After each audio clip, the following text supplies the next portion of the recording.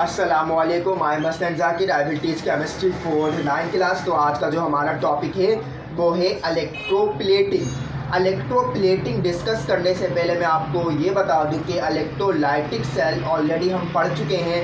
Electrolytic cell क्या होता है, जिसके अंदर कन्वर्ट किया जाता है केमिकल एनर्जी को इलेक्ट्रिकल एनर्जी के अंदर, इलेक्ट्रिकल एनर्जी को केमिकल एनर्जी के अंदर कन्वर्ट किया जाता है with the help of electricity.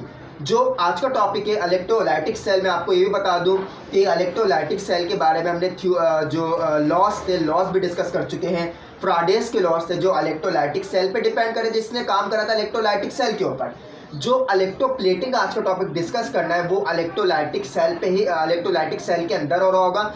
Electroplating क्या होता है, इलेक्ट्रोप्लेटिंग क्या प्रोसेस है, वो मैं आपको समझाने से पहले आपको ये बता दूं कि जो चीज़ें महंगी होती हैं, एक्सपेंसिव होती हैं, जाहिर सी बात है हम उसको क्या कर रहे होते हैं, उसको हम महफूज कर देते हैं। यानी एक्सपेंसिव चीज़ों को हम महफूज कर देते हैं, या तो हम किसी शॉपर में रखकर किसी जगह महफूज जगह पे महफूज कर देंगे, या फिर हम कोई दूसरा तरीका इस्तेमाल करते हैं। इसी तरीके से जो धातें, जो मेटल एक्सपेंसिव होता है, उसको हम अगर इन्वायरमेंट में छोड़ देंगे तो उसमें जंग लग जाएगा, क्रूजन हो जाएगा। ठीक है, तो जंग लगने की वजह से वो मेटल क्या हो जाएगा, वो मेटल में जंग लग जाएगा, वो मेटल ख़राब हो जाएगा। तो मेटल को जंग लगने से बचाने के लिए हमें क्या करना पड़ता है, उसके ऊपर कोई कोटिंग चढ़ानी पड़ती है, ताकि वो मेटल जो एक्सपेंसिव है वो महफूज रहे। और जो जिसके ऊपर कोटिंग चढ़ाई जाती है, कोटिंग वाला मेटल भला वो ख़राब हो जाए, कोटिंग उसकी ख़राब हो जाए, लेकिन जो अंदर मेटल है, कोटिंग के अंदर जो एक्सपेंसिव मेटल है वो महफूज रहे। तो इलेक्ट्रोप्लेटिंग का प्रोसेस भी यही होता है। मेटल के ऊपर जो एक्सपेंसिव मेटल है उसके ऊपर क्या कर रहे होते हैं, हम कोटिंग चढ़ा देते हैं, कोट चढ़ा देते हैं। ठीक है, तो जो कोट चढ़ाने वाले मेटल्स हैं वो निकल की कोटिंग चढ़ाएंगे किसी मेटल के ऊपर, कोई एक्सपेंसिव मेटल होगा उसके हम क्रोमियम की कोट चढ़ा देंगे ताकि वो जंग लगने से बच जाए वो मेटल। जिंक की हम प्लेटिंग कर देंगे, जिंक प्लेट चढ़ा देंगे उसके ऊपर, या सिल्वर प्लेट कर देंगे, यानी सिल्वर का कोट उसके ऊपर चढ़ा देंगे ताकि वो जंग लगने से बच जाए अंदर का जो मेटल, जो एक्सपेंसिव मेटल है। ठीक है, तो ये प्रोसेस सारे का सारा क्या है, ये इलेक्ट्रोप्लेटिंग है। इलेक्ट्रॉन यानी इलेक्ट्रिसिटी की मदद से कोई प्लेट चढ़ाने का अमल, प्लेट का मतलब कोट चढ़ाने का अमल। ठीक है, फॉर एग्जांपल कोई महंगा मेटल है जो एक्सपेंसिव है, अगर सिर्फ इन्वायरमेंट में आप रख देंगे इसको तो इस पर जंग लग जाएगा। तो जंग लगने से बचाने के लिए आप क्या करना पड़ता है, उसके ऊपर कोई दूसरी मेटल की धात की प्लेटिंग चढ़ानी पड़ती है, यानी कोटिंग चढ़ानी पड़ेगी। तो ये अमल कहलाता है इलेक्ट्रोप्लेटिंग। आई होप ये आपको समझ में आई, आपके समझ में आ गया है। ठीक है, तो इलेक्ट्रोलाइटिक सेल के अंदर क्या हो रही है, इलेक्ट्रोप्लेटिंग हो रही है, हीटिंग हो रही है। इलेक्ट्रोप्लेटिंग में इलेक्ट्रिसिटी की मदद से क्या हो रहा होगा, केमिकल एनर्जी प्रोवाइड हो रही है।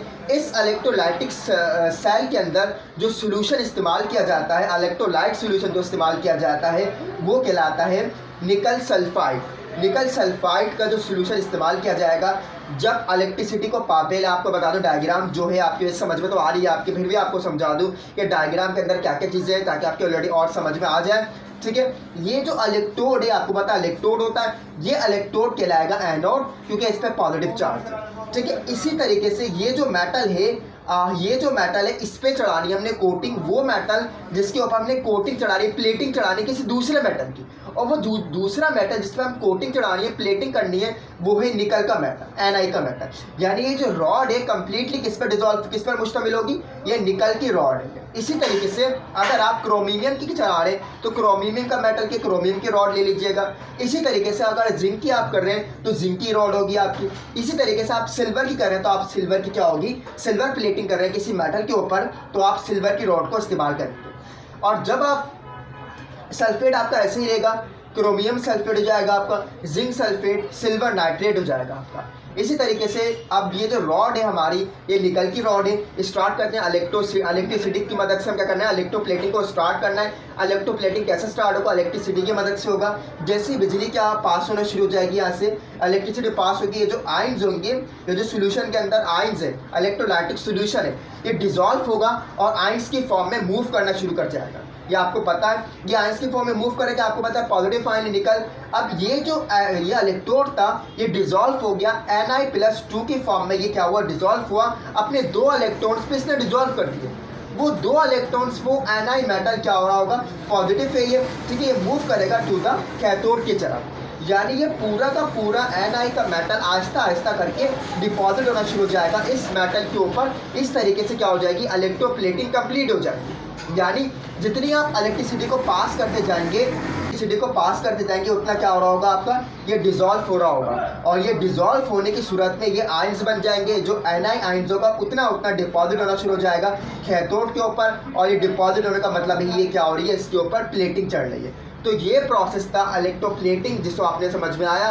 सिंपल सा प्रोसेस है, इलेक्ट्रिसिटी को पास किया जाएगा, जो सोल्यूशन निकल सल्फेट है वो ब्रेक हो जाएगा, जो एनाइन मेटल है वो मेटल जाके डिपॉजिट होना शुरू हो जाएगा कैथोड के ऊपर। और ये कैथोड के ऊपर क्या हो जाएगा, एक प्लेट चढ़ा देगा किसी दूसरे मेटल के ऊपर, निकल की प्लेटिंग चढ़ जाएगी। कोई दूसरा मेटल जो एक्सपेंसिव होगा वो महफूज हो जाएगा और निकल की प्लेटिंग क्या हो रही होगी, इसके ऊपर चढ़ना शुरू हो जाएगी। तो ये प्रोसेस कहलाता है क्या, इलेक्ट्रोप्लेटिंग।